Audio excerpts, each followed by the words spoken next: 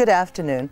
Our guest today is one of the great campaigners for social reform of our times. She has won many of her battles and she has lost quite a few, but I think she herself has never been defeated. She is Baroness Wootton. Welcome to Good Afternoon, Lady Wootton. And I think most people at home will be saying, Barbara Wootton. Well, that's quite right. That's what I like to be called. They always think of you that way over many years. Yes, well, please do. Over many, many years, as I say, you've been a campaigner for many different kinds of social reform. But your concern about social injustice started when you were a child, didn't it? Oh, yes. Not through any personal deprivation, because you came from a fairly privileged family in some senses. Yes, but I don't much care for the word privilege. I'd like to say professional. I mean, we were in the professional middle classes, neither rich nor poor, but definitely middle class. My father was a Cambridge Don. He never rose to be a professor. It was a great disappointment of his life. I remember the day he applied and didn't get it. Later, both his son and his daughter became professors, but he didn't live to see that. Did you have servants? When you say you were middle class, this is Edwardian times, isn't it? Yes, this is Edwardian times. Oh, yes, and we did have servants. Everybody of the holding similar jobs now would have no servants, or perhaps would have somebody who comes in daily. But in those days, they all had servants. Was there any particular moment in your childhood when you said to yourself, there is something wrong, I believe there is something wrong with this world, and I am going to fight to change it? I don't know that I said the second thing. I think I found myself fighting. I didn't make a resolution to fight. But I was very shocked once. We had one well-to-do aunt who had married a rich man who died early, and she had plenty of money, and she used to take us for a summer holiday, and we went one day for a picnic. We went with her carriage. In those days you had a horse and carriage, you didn't have a car. And we had a picnic, and the coachman had his luncheon over here, and we had our lunch over there. And I couldn't think why. This upset me very much that we were separated. I'm sure the coachman would much prefer it that way, just as no doubt my aunts and my mother did. But this made a very deep impression. And a little later on I was taken with my nanny, to whom I was devoted, to tea in the coachman's mews flat. And in those days you didn't have the car fumes, you had the horse fumes, and really the smell in the flat was intolerable. And I thought, these people live in these conditions, and this is the man whom my aunt employs. That certainly made a deep impression. I've told that, I think, in my autobiography. And you were how old then? About? Well, I don't know. I must have been under 10, because I know that we were not living in the house we moved to when my father died, when I was 10. We lived in what in effect was a tied cottage.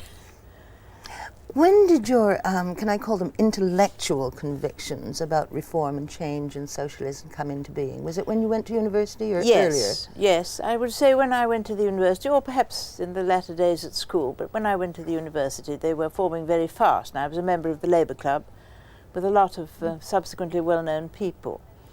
And I had a tremendous admiration for Bertrand Russell when I was at the university. And I knew the late Lord Keynes. Actually, the late Lord Keynes was brought up with the same nanny as afterwards came to us. And I used to go with her to see the Keynes cook in their kitchen sometimes in our morning walks. And Maynard Keynes used to stay up all night exercising his brilliant intellect, and then he didn't get up in the morning. And I grew up with the impression that he was a ne'er-do-weel, because Cook used to shake her head and say, Mr. Maynard is not up yet, 12 o'clock.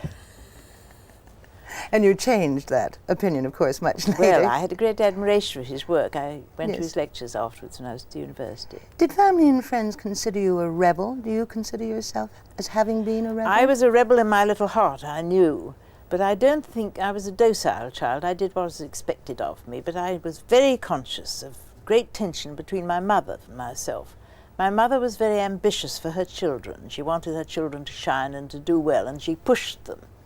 And I was very conscious of this, and there was very strong tension between her and myself, and I was, I think for that reason, largely anti-authority.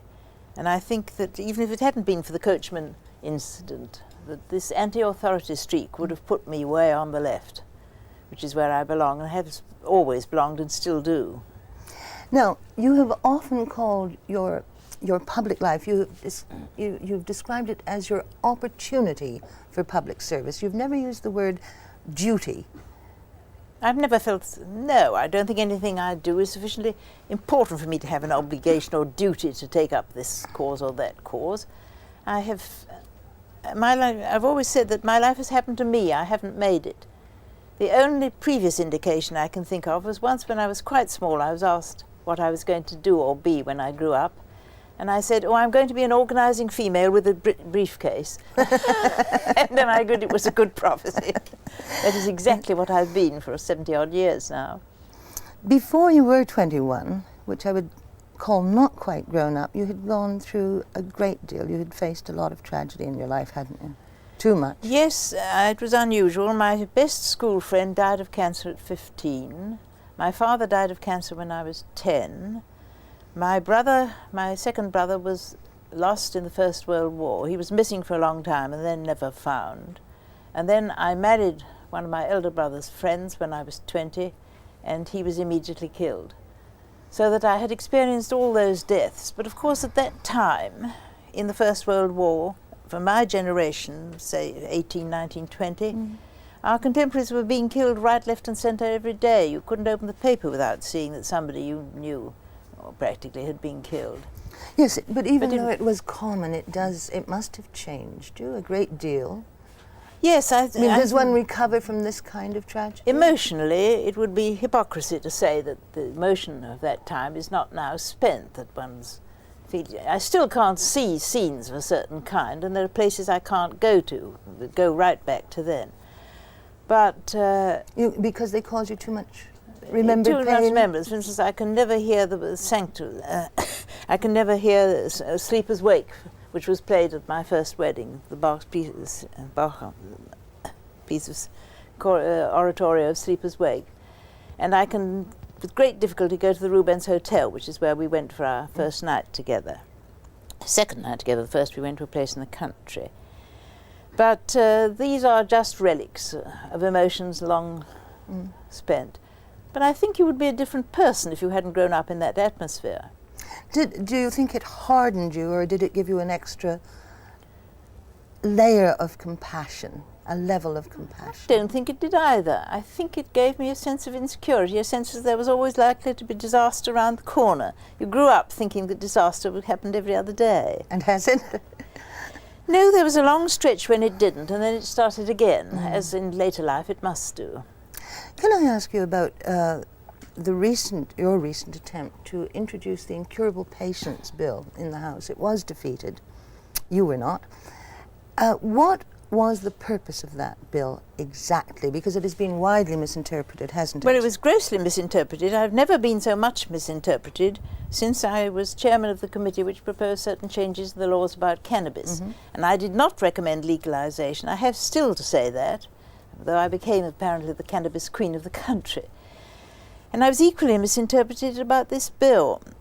What this bill did was to say that if a person had an incurable, we should have said terminal illness, we could have altered that later, he should be entitled to receive whatever drugs were necessary to relieve pain.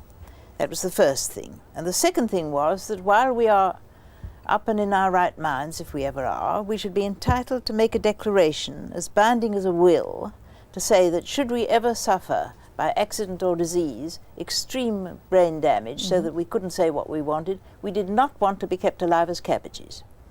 Now, there's been a lot of moral muzziness in these misinterpretations. Were you proposing a form of euthanasia? No.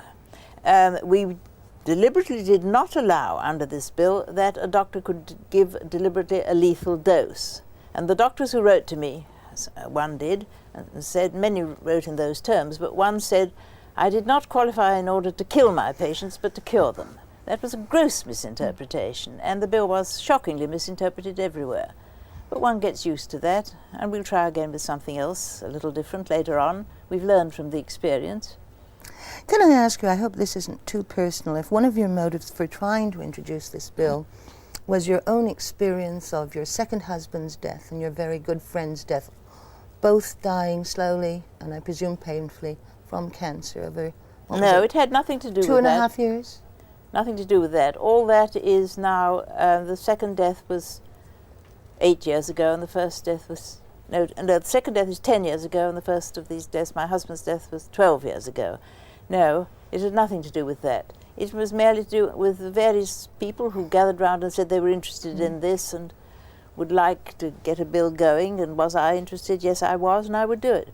But nobody could accuse you of not having had first-hand knowledge of terminal illnesses. Oh, no, I had. You see, over 4 years, I was the two people closest to me, my late husband and a very close woman friend. Over 4 years, I was in and out of hospitals or looking after them at home and watching a slow process of death. It overlapped for a period. There was a time when I simply seemed to go from one hospital to the other.